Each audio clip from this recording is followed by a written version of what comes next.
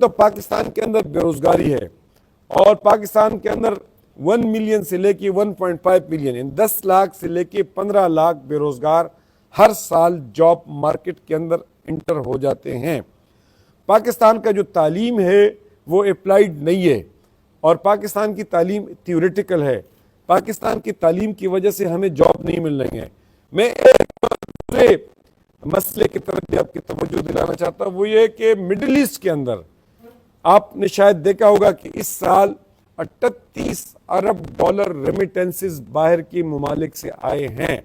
یہ پاکستان کی اکانومی کے اندر بیک بون ہے، لیکن اگر ہم نے نوجوانوں کی سکلز کو اپ گریڈ نہیں کیا، نوجوانوں کو ہنر فراہم نہیں کیا، تو مڈل ایسٹ کی مارکیٹ کے اندر ہمارا انڈیا، بنگلہ دیش، ویتنام،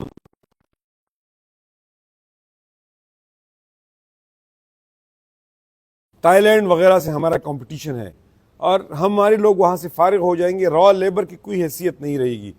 تو اس لیے ہم پاکستانی حکومت سے بھی مطالبہ کرتے ہیں، مرکزی اور صوبائی حکومت سے بھی مطالبہ کرتے ہیں کہ ایک دوسرے کے ساتھ لڑنے کے بجائے ایک مثبت پروگرام کے اوپر چلے، اور پاکستان کے نوجوانوں کا مستقبل محفوظ کرے، پاکستان کا مستقبل محفوظ کرے۔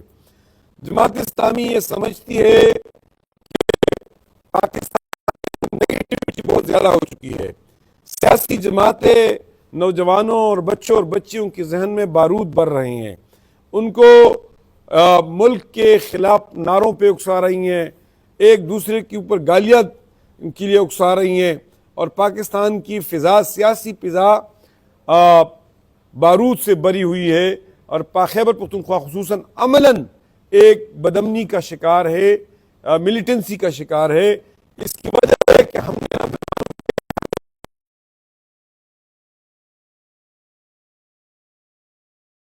اس صورتحال سے نکلنے کا واحد راستہ یہ ہے کہ بچوں کو اسکل دیے جائے، بچوں کو تعلیم دی جائے، بچوں کو امپلائمنٹ دی جائے، اور ہمارے نوجوانوں کو ہم یوزفل اور پازیٹیو انگیجمنٹ اور پارٹیسپیشن پرووائڈ کرے۔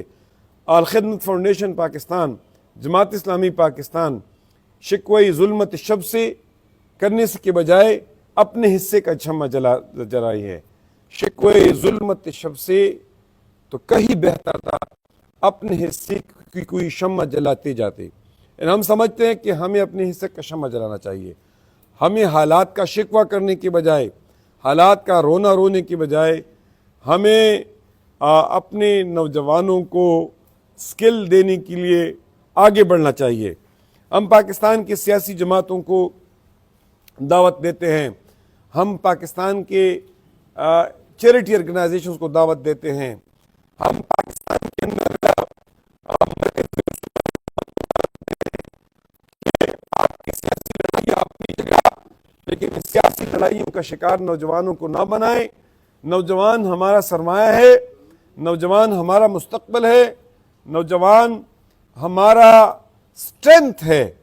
بدقسمتی ہے کہ ہم اس اسٹرینتھ کو، اس سرمایہ کو، اس مستقبل کو اپنی پولرائزیشن، تناؤ اور سیاسی کشمکش کا شکار کر رہے ہیں۔ ہمیں نوجوانوں کے ہاتھوں میں بندوق دینے کے بجائے لیپ ٹاپ دینا چاہیے، ہمیں ان کے ہاتھوں میں بارود دینے کے بجائے، ان کو خودکش بنانے کے بجائے ان کو سکل دینے کی ضرورت ہے، تاکہ ہم ان کو سکل دے دیں اور وہ اپنے لیے، اپنے خاندان کے لیے اور اس ملک کے لیے باعزت روزگار کما سکے۔ جماعت اسلامی پاکستان کے امیر حافظ نعیم الرحمان صاحب اس ویژن کے ساتھ آگے بڑھ رہے ہیں، الخدمت اس کی عملی تعبیر کر رہی ہے، الخدمت اس کی عملی